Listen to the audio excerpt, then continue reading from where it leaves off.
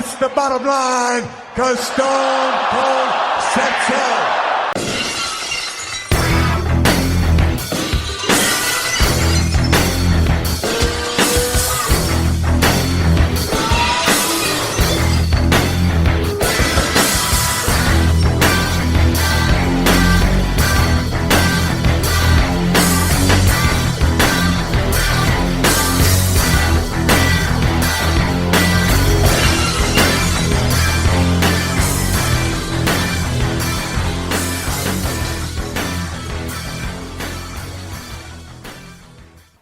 Welcome back to the Bottom Line Wrestling Cast, the career of Stone Cold Steve Austin. This week's episode 13. Oh, have mercy! Hey, that was good. That was good. Thanks. Slow! So this week we'll be talking about the appearance of Dude Love. Mankind as Dude Love is going to be Steve Austin's tag team partner, and we're just going to get into the details of that and how it all worked out, how it all went down in July of 1997. Usually we'll cover a whole month in an episode, but this episode we're just going to be covering a couple of weeks in July of 1997. Those weeks leading up to the debut of the Dude Man, Dudester, Dude Love. So JV, how you doing? Doing well, man. I'm looking forward to this. I kind of liked rewatching all this stuff with Dude Love. I forgot how awesome he was. Yeah, it's so funny. Dude, this whole point of this Mick Foley, the Mankind transitioning into Dude Love and all this, it was so good. Right, different characters. Yeah. And it's funny to see him, we'll see him as Dude Love, but then even like the next week later, a couple weeks later, he's Mankind still. Yeah. It's like totally their range. Yeah. Well, I think in one of the Raws we'll be covering, actually, no, I forget. I don't think so. Never mind. Right. Yeah, maybe it's in the next episode. Yeah, exactly. All right, so like I said, we'll be covering July of 1997. So not going all the way to SummerSlam, just going, till July 14th. So we're going to get into it. I do actually, before we start, I do want to say JV kicked my ass out of my fantasy football league playoffs. Yes, I did. Last week. Damn it. And then in our belt league, which we haven't really talked about, but we had this belt, a real custom-made belt by Mike Piccolo. Yep. And it's an awesome belt. And I had it for 2 years in a row. JV won it last year. And I was in the playoffs. I was in the mix to make my return, get that title back. But got knocked out of that playoff, too. And I'm about to get, unless Dalvin Cook has a very awful game tonight as we're recording on Monday night, He might. I'm out, so I need him to have a bad game, maybe aggravate his knee, not wishing harm on the guy, but if it happens, I'm not going to be sad about it. All right, so we'll see what happens with that, and maybe JV gets to hang on to his belt and be a two-time champ like I was, back to back. Yep. All right, so let's just get into this. Last week we talked about the Canadian Stampede, and the Hearts were victorious. So we're going to continue right from there. The Raw the next night is in Canada, so the crowd's still crazy for their Heart Foundation. They're going to come out and they're going to celebrate. So this is Raw 217 from July 7th, 1997, live from Edmonton, Alberta, Canada. And then it starts off with the victors, with the Hearts. So the Heart Foundation will come out. They'll come out nice and cute with their matching sweaters. Their hockey sweaters, the Oilers, the Edmonton Oilers. And they're all wearing, like, leather jackets over it. Yeah, I think except right. Bulldog, he has, like, a vest on. His is, like, a sleeveless leather jacket. Yeah, yep. And he has, I think he's the only one with a different color Oilers jersey on. Oh, yeah? I didn't catch that. Yeah. Probably the blue one, because I think the others have white on. White, yep. Yeah. Yeah, Bulldog's wearing blue. So the crowd's hot. The Canadian Raws are a big thing in the summer of 97. Huge. Like they had, it's like every other week they're in Canada. Yeah, these crowds are just deafening. Yeah. For the Heart It does nuts Foundation. for It's 'em. crazy. Yeah. And last week I had said something about an Austin sign, and it appeared here in this episode right at the beginning. And so Austin seems to like talking about men's asses. Which he totally does. Like, Yeah. he comes off, sometimes saying the wrong thing, or it sounds like the wrong thing. And, it just gives you that idea that he's all about men's asses. Yeah. So, But that... yeah, Yeah, I was gonna say he does, like we've mentioned that throughout like the last few episodes, how he always brings that up. Right. So, He gets ass. like, I wonder how he would handle like the meme community nowadays in 2018. Imagine if that was around in 1997. There'd probably be a lot of Austin and ass memes going around. Kind of fun. Oh, big time. So Bret Hart first gets out to the crowd. He's kind of catering to the audience, of course. Yeah. He got the Oilers jerseys on. Then he goes, "Hello, A," Canadian A. Yeah. And nobody gives a shit. Yeah, because it was forced. It wasn't even natural. Like, right. I expected a bigger pop, but it was kind of just like, whatever. So, Brett's got a pretty good promo here, and this definitely a memorable one, or some things were memorable when I watched this. Oh yeah, I remember that. Especially the line where he said, America, love it or leave it. I'm loving leaving it. Yeah. That was memorable. He does kind of like force, some of these comments, and they come as corny at times. Yeah, that's kind of with all his promos. Yeah, like you already go over this. Hold on, let me see. I think we'll get to it after, so let me just. Yeah. What I was about to say. But while you're doing that, like, he does make good points about like gun control, healthcare, racial prejudice, and just hatred, racial prejudice and hatred, and just in general in the United States compared to Canada, which is still prevalent today. That's still a relevant comment to make today. You could argue, I mean, it's just one of those things that just might always, unfortunately, might be a stigma that we're kind of stuck with as a country for a long time, no matter the progress we make. Right. Even 21 years goes by. There hasn't been much progress. He's saying, in Canada we have gun control. Not everybody's shooting each other. Yeah. In the streets. We're not riddled with racism and hatred. That's kind of the state of America. Hey, like, only 30% of Canada's like livable, so chill. Right. Yeah. I know. I don't even know if that's factual, but. And of course, they have problems too. Of course they do. Bill Burr does a good skit on that, on how Canada, everyone thinks it's like this big thing. He mentioned one of his podcasts or one of his comedy hours and how it's totally not like that, and he's a good bit on it. I don't remember any of the jokes, but it was really good. So yeah, I mean, it's just another way for Bret Hart to get under the skin of the Americans and get the Canadians behind them. It should work because it pissed this American off. Yeah. Shit. So Bret Hart's out there touting he's going to become the champion for a fifth time once again. Again. Which 5 times should be a big deal, right? Because I think at this point he's tying Hogan. Yeah, 5 times is tying Hogan, which they don't mention at all. Well, yeah, because Hogan's in the NWO. NWO. Yeah. Taking money away from Vince McMahon's pockets, so. Yeah. So it is a big deal, and Bret Hart is probably huge because he's never really thought highly of Hulk Hogan.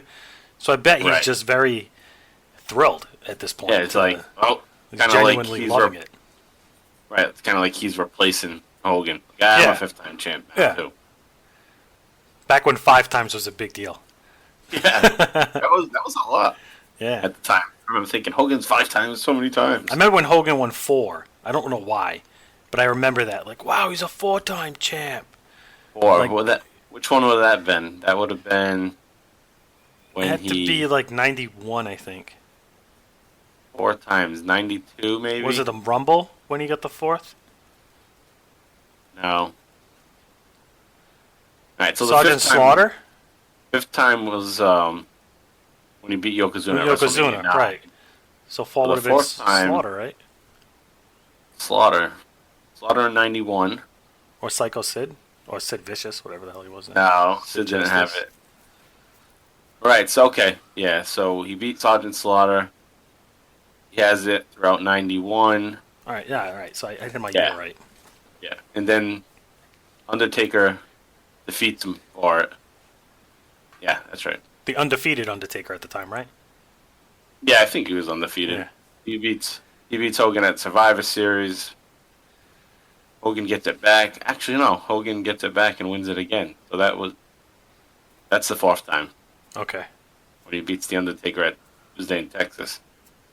Belt gets stripped from him, and then they have the Royal Rumble match where Ric Flair wins the Royal Rumble. Yeah. Okay. So that's what happened. A little detour there. So it's a big deal, though. It's a 5-time champ to Bret Hart. And Right. Bret Hart's mind and you're just the wrestling WWF universe's mind is a big deal. Like, 5-time, your name's up there with Hulk Hogan, like, huge. Yeah. Just unfortunate that they don't recognize it as being that. No. They will say fifth time. Which I don't blame them for not addressing that. Right. They kind of want to devalue Hulk Hogan's relevance as much as possible. Yep. They're pissed. They're a little salty. So Right. So, one of the main things to come from this promo is that Bret Hart's going to say that if he doesn't win the title, that he's going to not wrestle on American soil ever again. So that's the big stipulation. That's the same promise that he made back at King of the Ring. Yep. Lead up to King of the Ring when he was supposed to have the match with Shawn Michaels. He lost to Shawn Michaels, didn't beat Shawn Michaels in 10 minutes, then he would never wrestle in America. But he had a knee injury, and that was all canceled. So, going to recycle that idea and use it here again at SummerSlam against The Undertaker. So the Hart Foundation comes out, like I said, in all those different Oilers jerseys or sweaters, and they play the Canadian national anthem. And then Austin, the true heel that he's being in Canada, he interrupts him. He interrupts the song and starts to whack them with the steel chair, and then he runs away. Yep. So, getting a lot of heat there. He's going to have a promo. Okay, so we'll get to that. It's a couple-minute promo from Steve Austin. So let's take a listen to that, and we'll talk about it after you hear it. Come of this matchup, ladies and gentlemen, Stone Cold Steve Austin. And I'm sure you have an avid interest, and you wonder just whom you're going to choose as a partner next week. You know, Vince, I don't know how many times I got to tell you, I really don't give a damn who my partner is. I don't care who we face next week. It's that clear, it's that simple. You must got manure for your brains because you don't understand nothing that I tell you. I flat out don't care, man. All right, but wait a minute. Mankind surely deserves an opportunity, doesn't he? After all he's done for you. He deserves an opportunity. He deserves to get his ass kicked. Mankind is a freak, and that's the bottom line. He ain't got no hair. He's got shaggy hair. Can he get the job done when the bell rings? Yes. But I don't give a damn about Mankind. I don't care about nobody.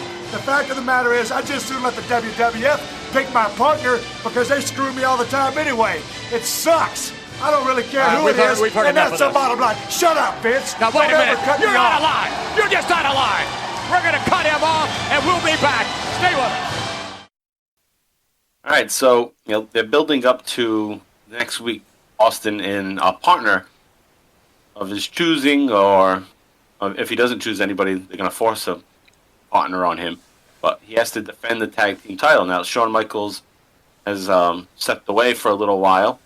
He's not available to defend the title with Austin, and they just had a tag team tournament, and Owen and Bulldog won the tournament, so they get a title shot on the next week.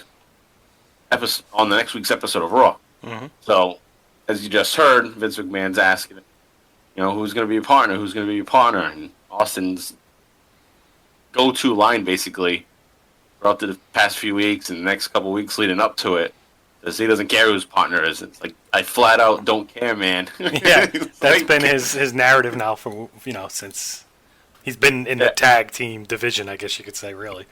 Right. You don't need a partner. Period. Yeah. In the only direction that if you're watching these episodes, it's going to Mankind, because Mankind's been out there for weeks, the past couple weeks, asking for Steve to pick him. He's been on promos. Yep, wearing his T-shirt. Right, comes out. He's helped save Austin in a couple spots. Yeah, already. So they've been bringing up Mankind, and it's just to Stone Cold.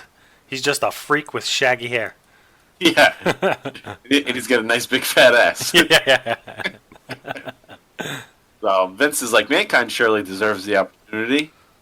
So we know they're going to that, but the surprise, dude loves surprise. We don't know about that. Just thinking, going to get Mankind as his partner. Yep. And he keeps denying it. He's like, no, he's not going to be my partner. He deserves to get his ass kicked. And then I like how Austin just tells McMahon, shut up, Vince. Yeah. And Vince's like, you're out of line. Yeah. So, he's going to have a match. We just don't know who his partner is yet. But the writing's on the wall at this point. Yeah. All right, so just a few minutes later, they're going to come back from break, and they're going to have another little quick segment with Austin. So we're going to play that clip, and we'll talk about it after you hear it. Stone Cold Steve Austin, perhaps with an opportunity to cool off a bit. Now let's talk about your match tonight, if you don't mind. You against Hunter Hearst Helmsley and that 200-pound bodyguard, China. Hunter Hearst Helmsley, 1997 King of the Ring. Hell, I've been there and done that. Hunter Hearst always eating his little caviar. I'm fixing to open up a can of whoop ass and see how he likes the taste of that. As far as China getting in my way, I ain't above punching anybody's lights out, and that's the bottom line, so that's what you can expect from Steve Austin. Thank you for joining us. Shut up. We'll be back. Stone Cold Steve Austin, ladies and gentlemen. All right, so this is kind of building up to the main event. Well, not the main event. It's like a mid-show match. Yeah, Well, before Roar's War, or the War Zone. Yeah, War Zone is, right, yeah. before the second half. Yeah, or right at the beginning of the second half. Yep. You have Austin is going to go up against Hunter Hearst Helmsley. Yep. And kind of like King of the Ring versus King of the Ring. The 96 King of the Ring versus the 97 King of the Ring. Well, they bring that up, and he's like, been there, done that. Yeah. So I was just saying, like, I'm better, and I'm going to go out there, and I'm fixing to open up a can of whoop ass, which I don't remember. I've done all these shows. What he says is basically Triple H takes a shot at Triple H, who's he's wrestling, always eating his caviar. So he's like, I'll open up the can of whoop ass, see how he likes that. Yeah, that's right. But I feel like he hasn't said that that often yet. Yeah. Open can of whoop ass. He said it once or twice before. Yeah, he said it. Just Yeah, it hasn't been prominent though. Yeah, right. Going to start to work it in eventually in most of his promos. Open up a can of whoop ass. So he definitely uses it here, more notably than he has in the past. Yep. And they even start asking about, like, China. Like, oh, what are we going to do with China? Because now you have China with Triple H all the time. He's always interfering in his matches. Yeah. Giving him an edge.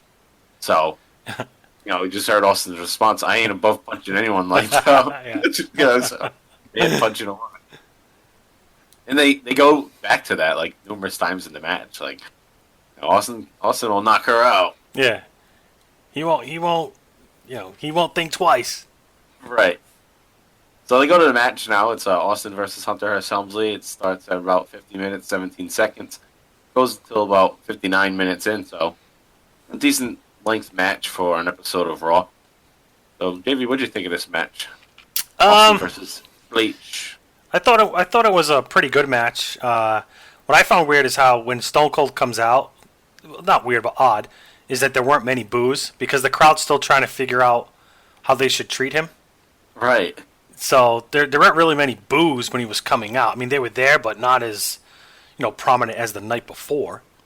Right. You know Well, what I even mean? the night before, half the crowd was kind of for him. Yeah. Still. So yeah, they're kind of not sure. Well, he's dragging the belt, which is total disrespect to the title, which kind of plays into who he is, which I appreciate that. Right. They're kind of pushing their narrative like Austin's so bad, and disrespectful, hit a lady, because he never really shies away from saying he won't hit China. Yeah. Rather than saying you don't hit a woman, Yeah, right. Vince McMahon says Austin won't hesitate to blast China. Yeah. So yeah, when he comes out with the tag belt, he's dragging it, but you catch when he tries to throw it into the ring, he just hits the apron and it falls on the ground. No, I didn't catch that. Then he has to pick it up because he missed. Utter disrespect. Yeah. And then he goes all the way around and he goes to the commentary booth, Vince McMahon, and he takes the tablecloth and he blows his nose on it. No, I saw that though. Yeah. And then he takes Vince's water from him. Yeah. He just pours it on himself. But I thought there was good back and forth, chemistry between the two. So yeah, they're both good, missions in the ring. Yeah, I mean Triple H sells the stunner very well, which we get to see many more he takes the stunner very well, I guess is a better way to say it, which you see, that being the case in the future. He becomes one of the better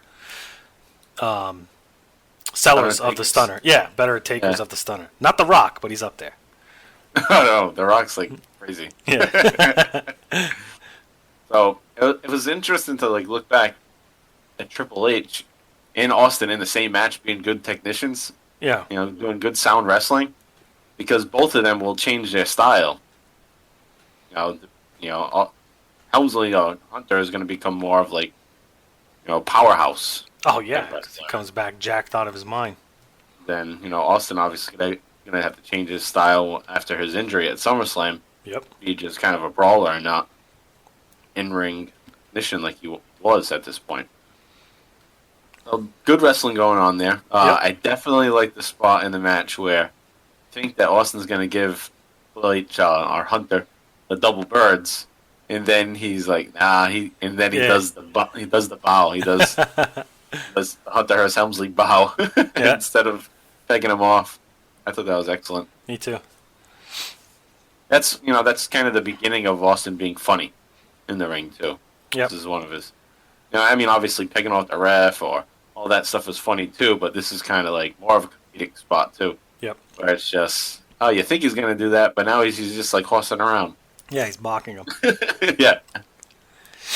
He had some good lariats, I thought, from Austin. It's been some nice clotheslines past few weeks in his matches that he's been in. Yeah. Yep. Yeah.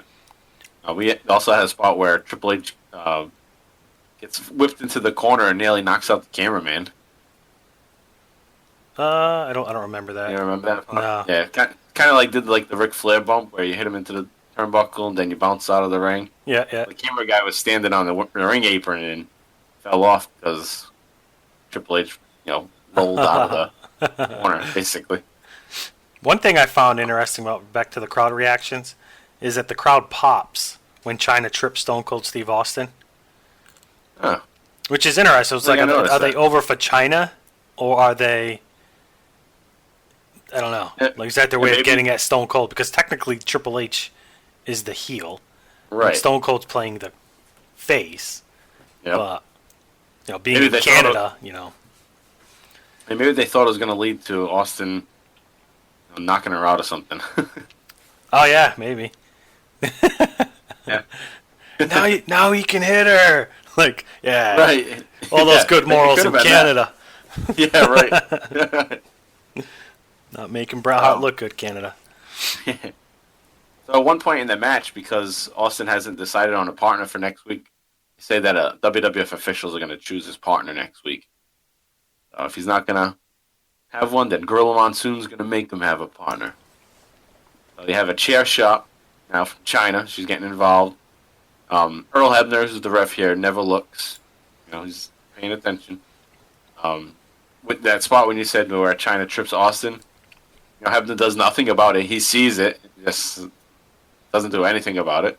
Yeah, he never does anything. Yeah. And China gets back onto the ring apron and starts yapping with Hebner. And then meanwhile, Triple H is about to hit Austin with the chair. And then Austin's new buddy, Mankind, is going to come in and save the day. But Mankind takes the chair shot from Triple H instead. And Austin will hit Triple H with the stunner.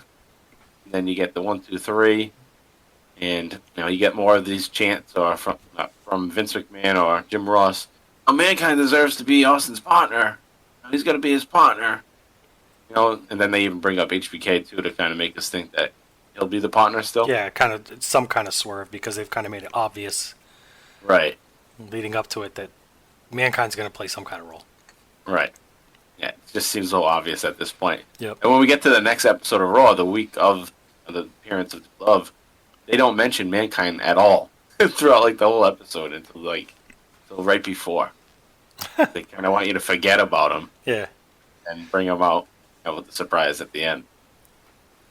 So, decent match there. Ends in a Raw type ending. Yeah. There's always some kind of interference. Not clean. Right. Usually don't have clean matches on Raw. The only people having clean matches on Raw are these random jobbers. Right. I don't want to call them jobbers. I know that offends some Yeah. people, but enhancement talent Yeah. that, or guys to try to make their way up the ladder, like just randoms. It's like, oh, look at these two randoms, and they have a clean match.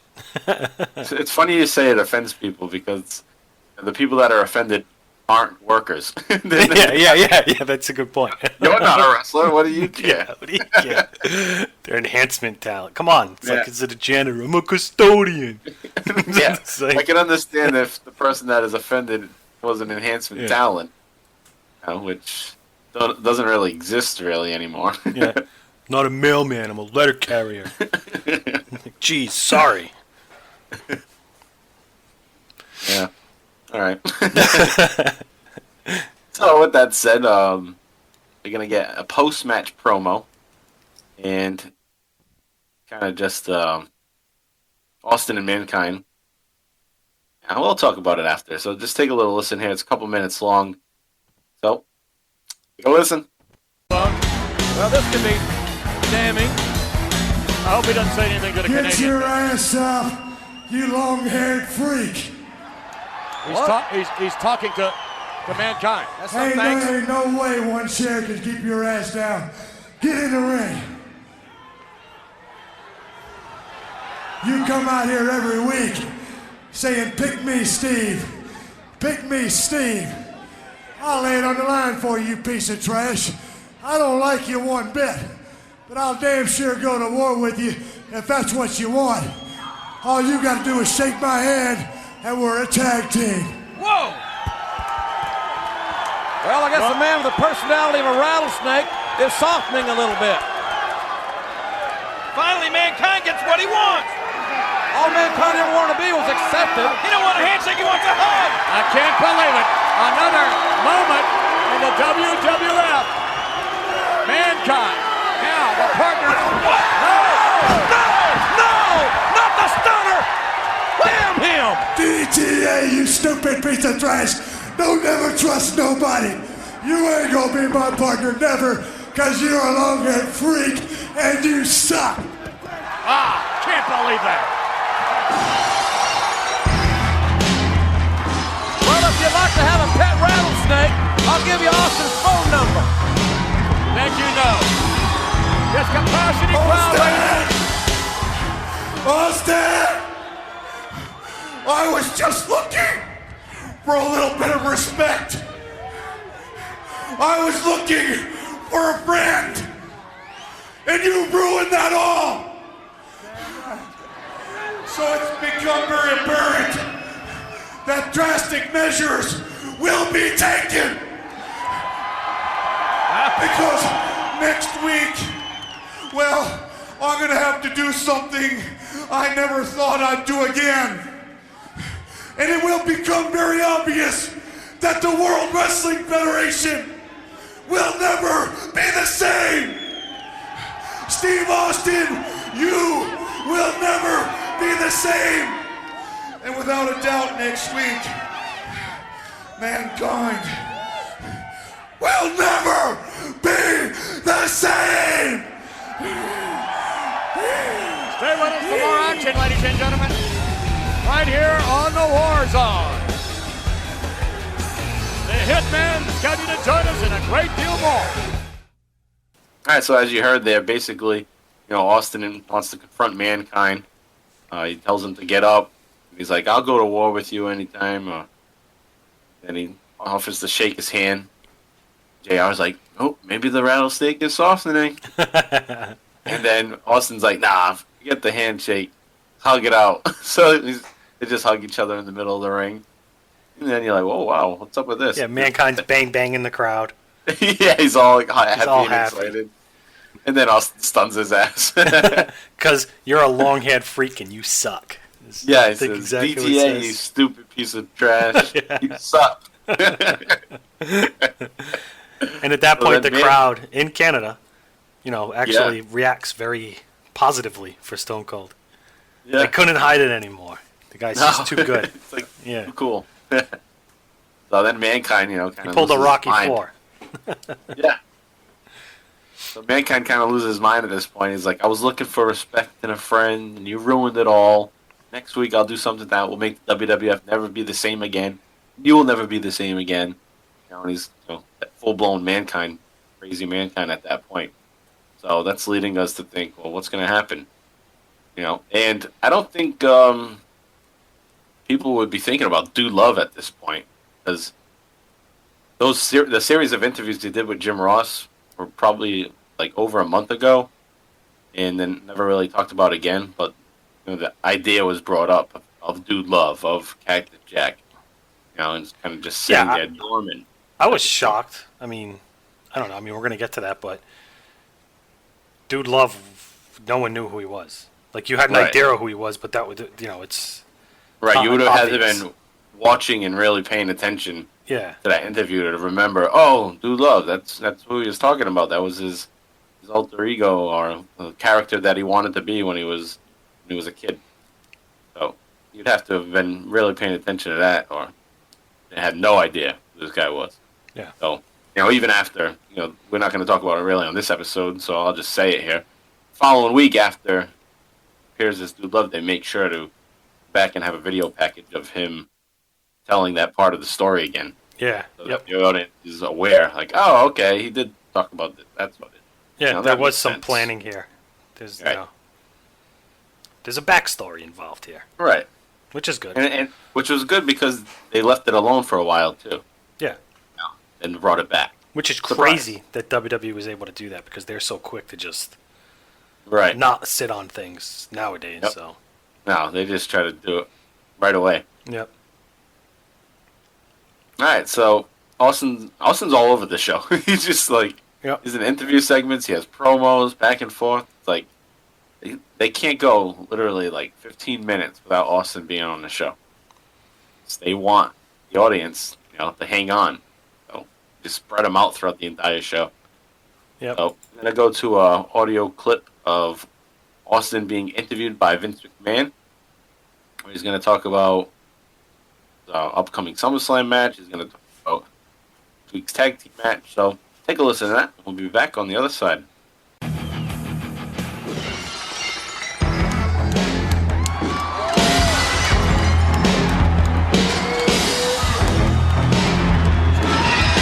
Stone Cold Steve Austin on his way to the ring. Stone Cold Steve Austin on his way to San Antonio next Monday. And also August 3rd. Circle that date on your calendar. It has been signed. Austin will meet Owen Hart for the Intercontinental title Sunday, August the 3rd at SummerSlam. I got a feeling Austin's got a Stone Cold Stunner Vince right here tonight, King. That'd be the greatest thing I've ever seen. Ladies and gentlemen, Stone Cold Steve Austin. He don't care. A mixed reaction here tonight. However, last night was sure, I know, a night that you'd like to forget. Let's take you back and show you were handcuffed, Stone Cold Steve Austin, after the match was over. Look what happened. They had to restrain you. They had to handcuff you. And look what you're doing. Look what sort of gestures you're making with your hand. Look at that. What kind of a competitor? What kind of a man does something like that? And as far as our reaction is concerned, I would suggest, however, with all due respect to our Canadian fans, next week back in San Antonio, Texas, your home state, you're likely to get a different reaction. To hell with all due respect to the Canadian fans. You can damn well bet your bottom dollar it probably will be a different reaction in San Antonio, Texas. The little handcuffs, shackled Stone Cold Steve Austin. You can put my arms behind my back, but you can't shut up the fingers. I'll tell you exactly what I want, when I want, and that's the bottom line. Well, I'm sure everyone here was shocked with what you did earlier with your potential partner, Mankind. Just whom will you select, or just who will be your partner next week? I can't tell you enough that I don't really give a damn who my partner is. You ask and ask, just like a jackass. Who's your partner gonna be, Steve? I don't care, Vince. You ain't gotta keep storing stuff and I'm gonna whip somebody's ass. You ain't got to ask me again who's gonna be my partner. But I understand if I don't pick a partner, Gorilla Monsoon's going to exercise his right to pick my partner. I think that's fine because Gorilla Monsoon ain't exercised that tub of guts body of his in 30 years. He can do what he wants. Bottom line is, I'll keep the tag belts by myself. Well, speaking of championships, what about you against the Intercontinental Champion Owen Hart at SummerSlam? Well, I'll tell you what, Owen Hart last night, Calgary Stampede, 1, 2, 3, Stone Cold Steve Austin's looking up at the lights. I'll tell you this, and I want this put in the contract. Don't flinch, I ain't gonna hit you. I want this put in the contract. Bret Hart says if he gets beat, he won't wrestle in the United States again. Big deal. If I cannot beat Owen Hart at SummerSlam after the match, when he pins me 1, 2, 3, if that happens, he can pull down his trunks, pull down his little panties, bend over and I'll kiss him right on his ass right in front of the world. What? Put that in the contract. That's the bottom line. I'll kiss his ass if I can't kick it, and that's the way it's gonna be. Good grief! Did you hear that, Rob? If Austin doesn't win the Intercontinental title, he set himself up for humiliation. I've been in a kiss my foot match, but this is a kiss. What? Whoa! The personality of a rattlesnake on his way home to Texas next Monday night. All right, so you just heard that interview with Austin. It starts off with something I thought was interesting. JR brings up, I think Austin will stun McMahon right here tonight. Which is interesting because that's going to be such a big moment. Yeah, it is. We have history when Austin finally stuns McMahon. But, they're going to build to that. So that's going to happen later in September. Like a month and a half away or 2 months away. They'll build to that because he starts to go on this little rampage where he's just stunning everybody. And it finally builds up to stunning McMahon. But it's interesting that JR says it here. Oh, he's going to stun McMahon. So they had the idea, like, all right, he's going to definitely stun McMahon at some point. Everybody's going to want that. It's going to make him, make the crowd pop. So they'll get to it. We'll get to it in a couple weeks when we talk about it. Can't wait for that. I can't wait to watch that stuff again. Yeah, I know. That's when it gets really juicy. Yeah. So, the first thing that McMahon brings up to Austin is, you were handcuffed at Canadian Stampede and you're pegging everybody off. What kind of man does that? So he's like, Austin has to defend himself, what kind of man he is. And I like Austin's response back to it. Basically, you can't shut up the fingers. Yeah. Try to shut me up, but you can't shut up the fingers. He's like, I don't give a damn about Canada. You can put He says you can put my arms behind my back, but you can't shut up these fingers. Yeah. I referenced them being handcuffed and shit. But Vince is basically calling out, right from the get-go, Stone Cold's blatant disrespect at Canadian Stampede for the Canadian, wrestling fans. Then once we get to the point where Vince now is asking about his tag team partner again, which only annoys Stone Cold even further. Yeah, Austin's just pissed. He said, I don't care. Yeah, he sticks with the same narrative. He doesn't give a shit who his partner is. Which he's, even when he was partnering with Michaels, he had that same attitude of, I don't need a partner. Yeah. But I'm being forced to have a partner. So I'm not picking my partner. I don't want one. So if you're going to force me to have one, Gorilla can pick it. I don't care. Yeah. So, also at one point in that promo, it was awesome. It was somebody threw trash into the ring. Yeah, I saw that. It also just stopped. It's like, you quit throwing stuff or I'm going to have to kick somebody's ass. Yeah, I wonder if they'll be able to, if they'll catch that on the audio clip, but I think you can. Yeah, I think you should be able to. He was on the mic. I think he grabbed the mic. He takes another good shot at Gorilla, though, about how, because basically, he alludes to, well, Gorilla can pick my partner, I don't care. And he says, Gorilla hasn't exercised that tub of bodies of his in 30 years. Even Lawler kind of giggles. It's funny. That's a good little spot there. Yeah. So the IC title match is officially announced as the match at SummerSlam. Yep. Where that's Austin versus Owen Hart for Owen Hart's Continental title. And you get the classic or memorable line this time, where he says, "If I can't kick his ass, I'll kiss it." Yeah. So weird flex, but okay. Yeah. So he's gonna kiss Owen's ass, if he can't kick it, and then he proceeds to get on his knees and act like he's kissing ass, but it looks more like he's giving a blowjob to the air. Yeah, it looks a lot like that. And just, it's not good for his character to be doing that. It's why he doesn't hold the position long. If you noticed, he just kind of right, because then he realizes he hits in his head. He's like, "Oh shit, what am I doing?" Yeah, it's like when he messes up with the ass comments. He realizes, "Oh shit, that sounded wrong." The many mulligans. Knees, thinking, "I'm kissing ass." Like, idiot. Why would he even do that though? Why would he pretend to kiss the ass? It's like assuming that he's losing. If the stipulation was Owen kisses his ass, then yeah, he could do that, like, mockingly. Yeah. About Owen Hart, but he's the one that's gonna have to kiss ass if he loses. Why is he getting on his knees to pretend to do that? Why are you practicing? No confidence? Yeah. I like how he tells Vince in the ring too, because Vince kind of flinches. And he's like, "Don't flinch, I ain't gonna hit you." Yeah. He always bitches Vince out. It's funny. He does. It's awesome. He's like, "Shut up."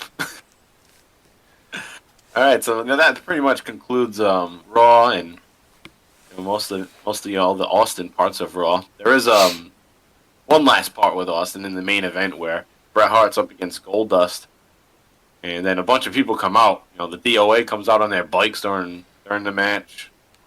DOA. Our Foundation comes out, and Legion of Doom, and Shamrock, they're all out there. And then Austin's on the ramp. He's just looking on, as Bret Hart celebrated after defeating Goldust. Now, I don't know why all those people came out. I don't know why DOA is coming out during a Goldust and Bret Hart match. Just didn't make any sense. Showing off all the new stables. Yeah. So, that concludes that episode of Raw. So that leads us now to the Raw, the main event Raw here, where Austin's going to get a partner. He's going to get his mystery partner, the Dude Man. All right, so that's Raw 218, July 14th, 1997. This is live in San Antonio, Texas. So Shawn Michaels' hometown boy in this episode. So he's going to be back. Yep. He had been gone for a while. Being a crybaby. And after he got his ass kicked by Bret Hart, and decided, I'm going to stay with WWF. Got a 5-year contract, so don't want to screw that up. So he's back here and has a whole new attitude, basically. Although his attitude was getting shitty prior, but now he's just doesn't give a shit, really. Yeah, it's DX, basically. Yeah, he's basically at the point where it's Shawn like, Michaels. all right, I'm going to do what I want. If you don't like it, you're buying me. Yep. But I'm just going to do what I want. Like, knew he was untouchable, basically, at this point. Yep. Clearly, based on everything he's gotten away with up to this point, just his insubordination and everything. Yep. But one thing I like about this Raw, how I think Vince says at the opening of Raw, because the Hart Foundation promo, which we're going to get into, actually opens Raw. But he says, last week's most popular becomes this week's most wanted in the Lone Star State. Yeah. Referring to the Hart Foundation. Right, it's like a gang's riding into the wrong territory. Yeah. It's like a Wild West showdown. It was good. He was making some good good points there. Yeah. So you got a huge difference with the crowd last week in Canada. Now you get this anti-Hart. It's fun. It's cool just to see, the dynamic changes back and forth like that. Yeah. The crowd's totally different. They were big baby faces last week. Now they're the big-time heels. I thought it was a really cool dynamic. So Bret Hart comes out with the Hart Foundation again, and they kind of just running through like what's going to go down at SummerSlam. So they all get their turn, to say what's going on. So you had Owen Hart now. He's gonna comment about the match that he has at SummerSlam with Austin, and he's going to comment how Steve Austin wants it to be a kiss my ass match or whatever. So he even brings up like pervert wants to kiss my ass. So you better pucker up. Then he pulls out a Blistex. That was funny. So he had that ready as like a prop. Like, all right, this is gonna be a good one. It's gonna be funny. You just grab that shit at the CVS. Like, Yeah. Probably around the block from the stadium. Right. I'm gonna get this. Fun. Also, yeah, and Bret Hart, he started out talking about, whole if I lose, then I'll never wrestle in America again. So I guess he makes a mistake, and Vince McMahon is going to clarify him. Bret starts with "if I lose," then Vince McMahon clarifies saying, "No, if you don't win the championship." Yep. Right, you have to keep the championship. No, you have to win the championship. Win it, right? Yeah. Yeah. Or you'll never wrestle again, not just lose.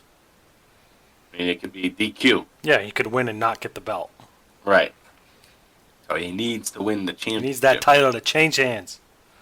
Now, they changed this over, gradually over the weeks. Like, it starts like this, and then later Bret Hart's even going to say, "Oh, I meant figuratively, not literally, that I would never step on American soil." And they worked that into the contract now. They screwed me. Yeah.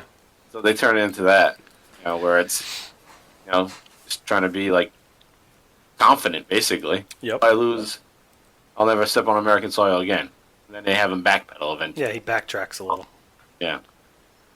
And I guess, the main point of that probably is just so you think that there's some doubt in his mind that maybe he won't win. Well, when he does that, because I know we're kind of getting ahead here. I think that's in the next episode. He kind of just said, we'll get into that then. We'll readdress it. Yeah.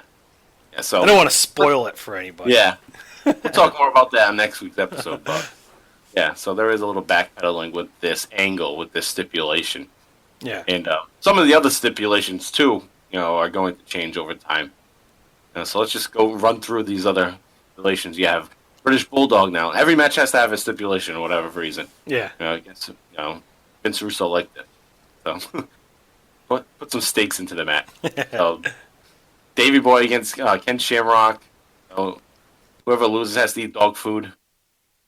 Or if Bulldog loses, he'll eat dog food. Yep. Pillman, he starts talking trash about Goldust. He says, "Dustin, I know your daddy broke your heart. Come SummerSlam, I'm going to rip it out." That's Pillman has the best promo of the group. He's just it's just awesome. Yeah. Goldust, the most celebrated drag queen of the century. Yeah. And then Pillman's, he'll have to wear a dress on the next night of Raw if he loses. Marlena's dress. Yeah, Marlena's dress. He said that's not the only thing of hers I'll be getting into. Which I guess is a sore subject for Goldust and Brian Pillman, because Brian Pillman did have something going on with Terry Runnels back in WCW days. Ah, so, okay. Yeah, so Dustin kind of just wasn't comfortable with him being around, basically. Yep. But I guess, they worked an angle out of it. I get it. Yeah. Well, they worked the angle out of it, and I'll talk a little bit more about it as the weeks go on, because there is some cool stuff that happens, so some side notes get into as that angle goes on. But, now we get into Mr. Irrelevant. Oh, I'm sorry, God. you were still going on. But yeah, with Pillman, though, it's just such a sad thing, because I was looking, all this is going down, he's not going to be around much longer. It's just 2 months later when he passes away. Jeez. Seeing the very end here. All right, so now back to Mr. Irrelevant, or Irrelevant, is Jim the Anvil Neidhart. So he's going to have a stipulation, even though he doesn't have a match. So if anybody loses, he has to shave his goatee. So freaking Stipulation City. Yeah, basically, we'll talk about it when we get to SummerSlam next week. Talk about what happened. But basically, the one thing that doesn't happen, and I'll say that for sure, is that Anvil doesn't shave his goatee. No, he doesn't. Because Anvil basically is not supposed to be working for the WWF, because he has a contract that they didn't know about with some other promotion, and they had to just basically let him go. So you're not going to see Anvil anymore after this for a little while. Good riddance. Yeah, baby. Yeah, baby. Get out of here, creepy uncle. So, it kind of ends all this promo. Bret Hart even says it's going to be a Canadian summer, which It pretty much is because they're in Canada every other Raw. Yeah. So, and it is the summer of the Hart Foundation, really. But Austin's music is going to hit about the 10-minute mark, the episode, and he's just going to come out, and then more and more guys just come out of the back and stand with him. You got Shamrock stand with him. Then out of nowhere, you got the freaking Patriot. You got the Patriot who was tag team partners with Marcus Bagwell in WCW. Like, that was, the extent of his push was being in that tag team. What the hell were they called? I don't remember. I forget. Not the American Males. That was a different tag belt. Yeah. But maybe they're just the Americans. I don't know. But he was just a mid-carder, and then he's like now being positioned as this big deal. Yeah, he sucked. It's just because he had they gave him like a really good kind of like gimmick. Like, dude, you're fucking basically Mr. America. Basically Captain America, dude. And it sucks though because we got this Canada America angle going on, so I guess it fits to have him, but he sucks. And then it kind of like downgrades the whole angle. Yeah, it does. He's very limited talent. Right, and then he starts to have a feud with Bret Hart. So it's like Bret Hart, hot and heavy with Austin, and now you got the Patriot. Yeah. Continue this. It's just kind of shitty downgrade. No, he's out there. He's standing with Shamrock, with Austin. And the speculation is growing over who's going to be the partner tonight. Sid is back out of nowhere. He's standing out there. Shawn Michaels comes out. Crowd goes nuts. Yeah, they're all out loud there. As hell. Now, first thing I thought when I looked at all them out there, like that would have been a cool team at Canadian Stampede, rather than having Legion of Doom, Goldust. Right. So they don't say anything. They just stand up there, and the obvious man missing here in this whole speculation of who's going to be his partner is not out there because they don't want you to think of him. Mankind. Mankind is obviously missing to me. After hearing, 3 weeks in a row, Mankind is going to be his partner, or you should choose Mankind, and blah, blah, blah, then he's not there. So when they don't put him out there, kind of... Dead giveaway. Yeah, it's a giveaway. They're just trying to make us forget that Mankind is likely to be the partner. I think it's Shawn Michaels promo. Obviously he's the hometown boy, so it's a big deal to have him out there again. And they even ask him, Vince McMahon asked him, are you going to be the partner of Austin? Kind of gives an answer like, I'm not 100%. I wasn't 100% when we won. Neither of us was. And believe me, I'm good enough to go right now. But he doesn't say yes. He doesn't say no. Which is smart. It's smart because it keeps the rest of the show leading up to the match interesting. Right.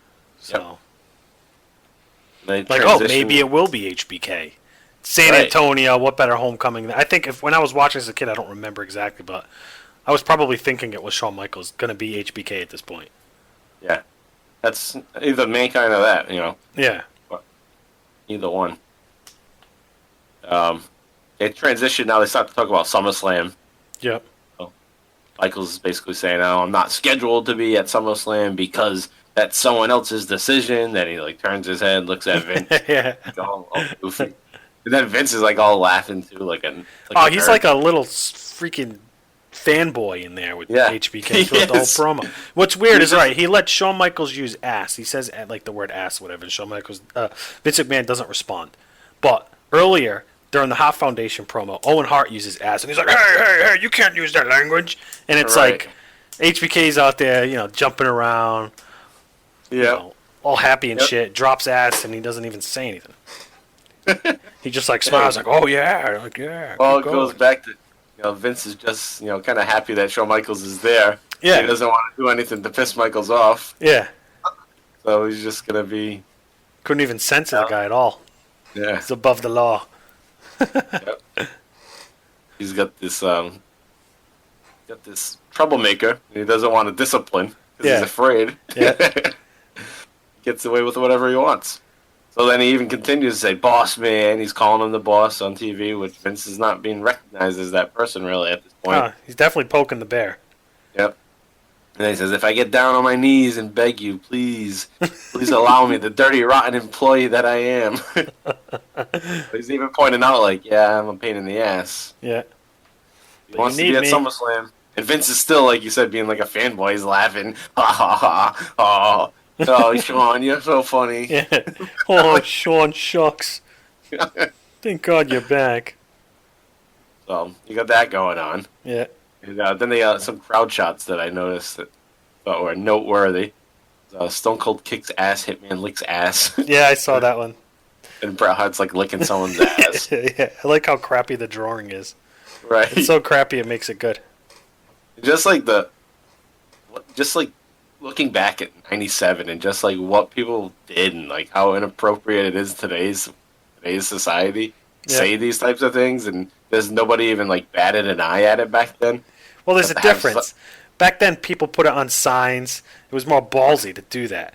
Now people just put it on the internet, and it's basically, you go what, anonymity. Right. Yeah. Right. Now you got these people in the crowds. They sign up. You see their face holding a sign that says "Bag Found." Yeah. There's more accountability then. Right. Today you'd be screwed. You want to be going to work the next day, be getting fired. Oh, we saw you on TV with the Fag Foundation sign. Yeah. You can't. See you in HR. It's good to see some progress, obviously. Yeah. But it's a different time. It's crazy to look back at what people got away with saying and doing. Anyway. All right, so I did have a side note here, though. Shamrock has a match with Anvil. It was a shitty Anvil match. So I just thought when I'm watching this, looking back, that's like, all right, Shamrock's not going to be the partner then. He's just had a match. That kind of eliminates him from that. And the Patriot comes out during this match also, so that kind of makes me think, it's not going to be this guy either. Still up in the air.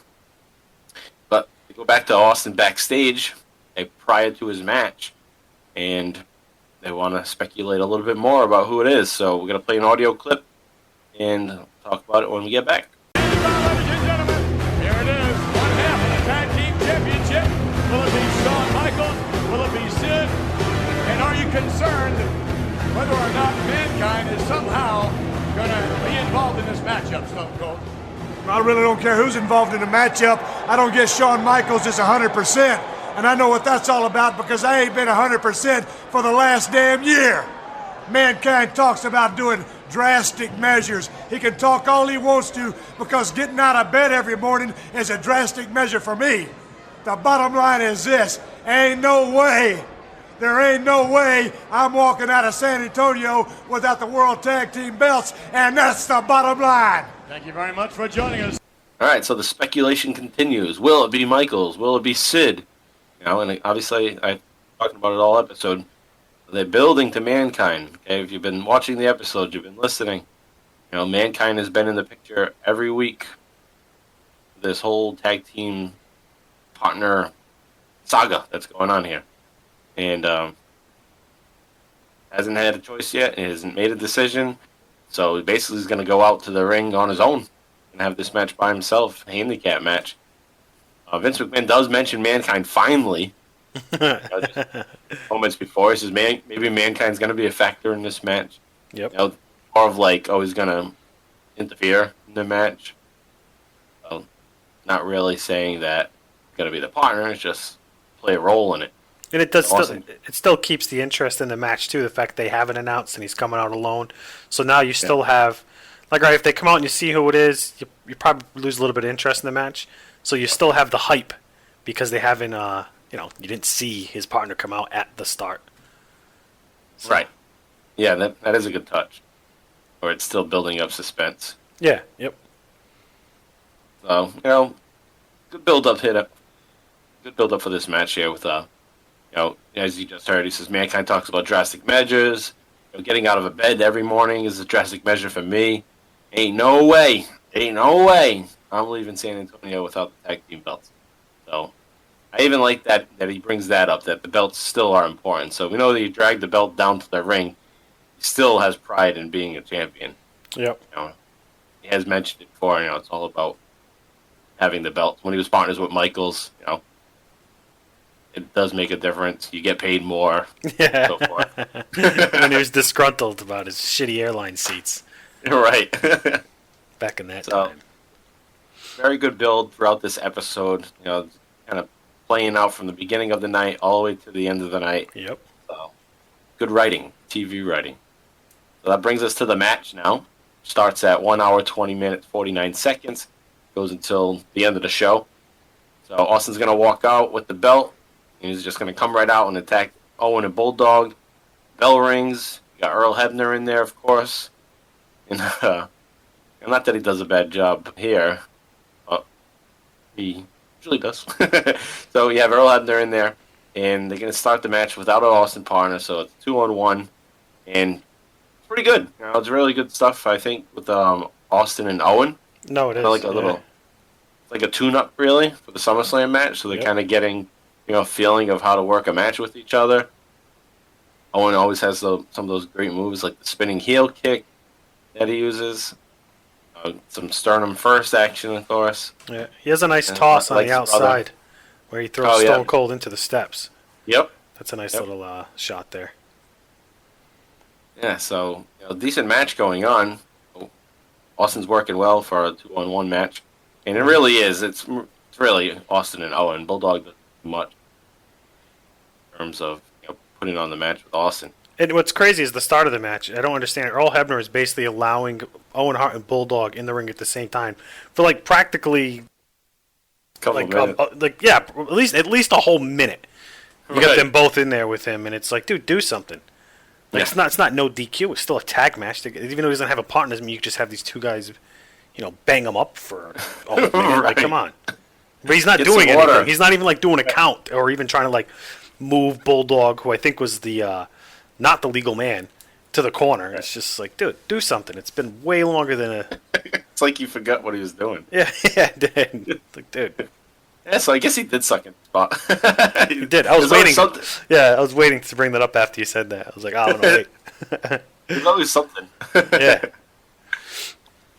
All right, so they're gonna go to a commercial break, but right before they go to commercial break, you see two pairs of a pair of white boots walking.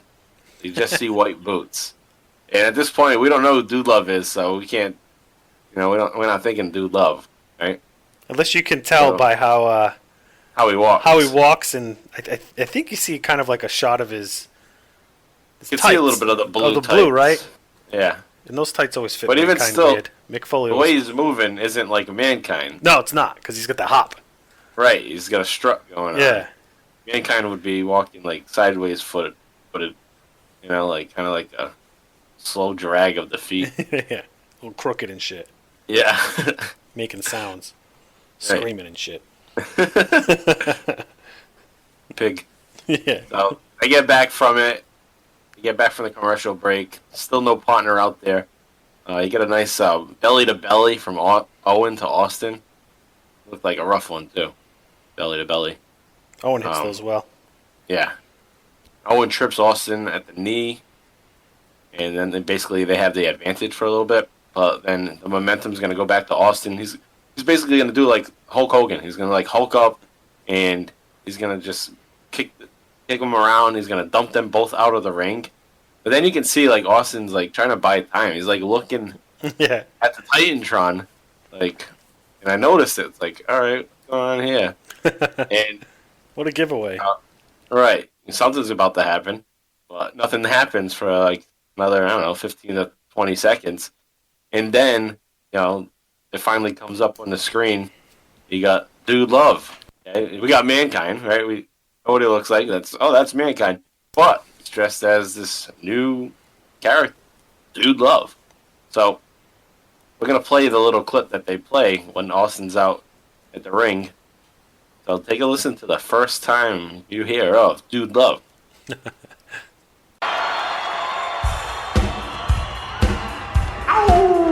Steve-O, looks like you could use a little help, my man, like maybe a tag team partner. What? What's the matter? Don't you recognize me? Now, I don't blame you for not teaming up with that mutilated freak Mankind, but you never said nothing about teaming up with the hippest cat in the land. Steve-O, baby, it's me, Dude Love, and I am coming to save the day. Oh, have mercy. What in the world is this?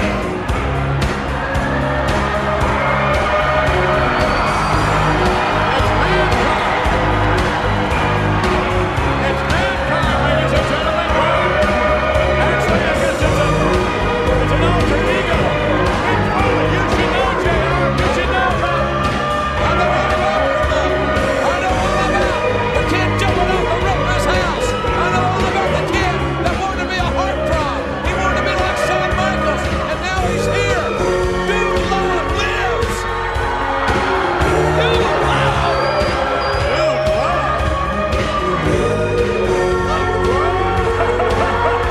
Austin says, what the hell have I got myself into? All right, so there he is, the dude. Dude Love. Gotta love the music. It's the best part. I love it. Yeah, the music, awesome. The BGs screaming in the background. It sounds like the Bee Gees. Yeah, I don't think it is them, but it definitely No. it's definitely a rip off of them. It's Big their time. sound. Yeah. And this, going back and watching this whole episode, the memory was like, immediately I was just like brought back to Same here. 1997. Yeah. And, I remembered it. I remember watching that. And just thought it was so cool then. I think it's even cooler now because, the character goes on. It's not like a one-time thing. Dude Love is around here and there for a couple of years. Yeah. Every once in a while, popping up. Even becomes a heel eventually. So, I love Dude Love. Yeah, he rolled. He's got a cool dance, which I think I still busted out when I'm hammered. So you have the new. It's just funny because he's trying to be cool, Yeah. but you can still say like he's like a nerd. Like, Yeah. He still you feel like- sucks. Like he's you're not right. that he sucks, but right. Yeah. He doesn't really have the confidence. You Yeah. see, like, it's like, dude, you're still dance lacking. moves. Yeah. Right. So he's talking to him like he's like from the 70s too, Yeah. like Steve-O. He's pale white and shit. He's still white as hell. Yeah. White as a ghost, pale, with his out of shape arms. Yeah, his arms is just Arms like an old lady, no tone to him. It's like this guy's a wrestler. He's got a tie-dye shirt on, a bandana, yeah. like freaking 2 for $10 sunglasses on. It's a mess. So he's out there on that little promo thing there. It's like, you never said anything about teaming up with the hippest cat in the land. It's so corny. It was so good. And then they cut to Austin too, and his face is like, what the fuck? Yeah, he's trying not to lose it. Seems like he's Yeah. holding in a good laugh. Like, Yeah, it does look like that. So then, his music finally hits. Yeah. That awesome music we were just talking about. He comes out, he's strutting, and then the match basically over at this point. So he gets up on their apron. Austin tags him in. Austin hits Bulldog with the stunner. Okay, Hebner's distracted, so he doesn't see what's going on. Dude Love is the legal man. Dude Love covers Bulldog, and that's it right there. 1, 2, 3. Yep. Now you got these new tag team champions. You got Steve Austin and Dude Love as partners. So Dude Love starts to celebrate, and you get all the girls come out of nowhere. Just a bunch of girls that they hired. Probably whores. Yeah. I think it's 2 of them, and they're very random. It's like, I wonder if they were just sitting in the crowd the whole time, like all pay-per-view, just waiting for this spot to come out. Well, It's kind of funny. Like 90s smokes. So they just come out of nowhere and start dancing. Yeah. And I thought it was cool, though, because, at this time, I thought it was innovative that you have this outcast character become, like, the man. Yeah. But the whole hot throb thing, whatever, with the girls going after him, that doesn't make any sense either. No.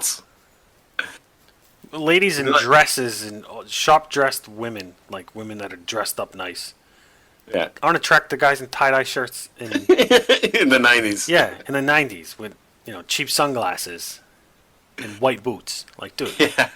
It's kind of like he was, the same year, it was, Austin Powers just came out. Oh, So- definitely like they were probably piggybacking off some of that. Had to be. Yeah. colors, everything. One part about the match was funny was so when Dude gets in, he does like a few moves, then he goes to actually try to tag Stone Cold in, and Stone Cold just looks at him, kind of like waves his hand, like, "Dude, I'm beat. You do it. Like, you just got here." Yeah, so that kind of it. You got the debut of Dude Love, a new Mick Foley character. So we're eventually going to get Cactus Jack down the road, but this is something totally new, something cool. You have one wrestler training two different wrestlers now. Mankind doesn't just go away. He's going to have a match at SummerSlam. Yeah. Yeah. Sticks around. Even Mankind's character is going to evolve. Starts doing double duty. Right. Yeah, he's basically got like 2 jobs. He's getting paid the same. Got multiple spots on the card. Yeah. He's loving it. Right. I mean, if anyone loved what they did for a living, it was definitely Mick Foley. Yeah. Yeah. So this is definitely the beginning of Mick Foley, kind of rising up. Yeah. Not that he wasn't in good matches prior to this. It's just, it's a different dynamic now. Just gets him to the higher spot on the card. Yep. So you have Austin kind of shakes his hand. He gives him the handshake that he's been looking for. It's a classy moment. Yep. So I thought that was really cool. So Mick Foley gets his first WWE Gold. Yeah. And Austin's first WWE Gold was also the title, the tag title. So tag title. Something in common. With Shawn Michaels, now he retains it here. Yep. Love. Yep. Partner. All right, so that kind of concludes our episode here. It was only a couple episodes overall, like I said, and just wanted to get us to this point where Dude Love debuts and wins the tag titles with Steve Austin. So next week we'll continue July. We'll go through the last couple weeks of episodes in July, leading to the SummerSlam, and unfortunately, we know what happens there. With Steve Austin having his neck broken because of a botched pile driver. Yeah, very unfortunate. Yeah, so we'll be talking about that next week. Yeah, I'm just going to run down house shows for us. It's not a whole lot here because it's only a couple weeks. But what we have here is Steve Austin and Mankind team up on the house shows on July 11th, and they defeat Bret Hart and Owen Hart. So he's working with Mankind in tag matches, the house show. Yep. Right there. And he does the same thing on July 13th. So all this time where he's saying, I'm not going to work with that guy. Little did the audience know, if he weren't there, he was his partner. And then you have July 18th, so now this is after. Actually, this is after where we are. So that was it. He had a couple matches, a couple tag team matches with Mankind before they had their title match here as Dude Love. Got to work on their chemistry a little. Yeah, yep. And then, the very next day, he's going to, on July 18th, right after this, he's going to team up with Love, have that same match with Bret Hart and Owen Hart. So, yeah, it's kind of just basically a little warm-up for his partner. So, that kind of concludes what we have to go over for today. So, thanks, guys, for listening. JV, any final thoughts? On Dude Love? Yeah, are we going to score this match? I wasn't going to because it's not much of a match. All right, we won't then. I mean, the segment is pretty cool. Yeah. The moment. How would you score it as a moment? Yeah, WWE history. I think it's definitely a classic moment. It's more of a moment for Mick Foley than Austin, but Austin's involved in it. Yeah. Yeah. All right, so next week, episode 14, Broken Neck, covering Owen Hart and Stone Cold at SummerSlam '97. I want to give a couple shout-outs to our friends of our podcast, Talking Taker. Talking Taker is a weekly rundown through career of The Undertaker. Travis White and Alex Dorio are breaking it down just like we do here on the Bottom Line Wrestling Cast. Week by week, we're going through the career of Stone Cold. They're doing the very same with The Undertaker. So check out Talking Taker. Then Book in the Territory, the Unprofessional Wrestling Podcast. Check those guys out as they are very unprofessional and go over the episodes, the NWA, WCW Saturday nights from the 1980s. Currently, they are 1987. So take a listen to Booking the Territory, the Unprofessional Wrestling Podcast. And you can find us on Twitter at BottomLineCast and our Facebook page at BottomLineCast. I'm Mike Prue on Twitter at MPRU83. And JV can be found at John Van Damage, Twitter also. All right, guys, thanks for listening. See you next week. So long.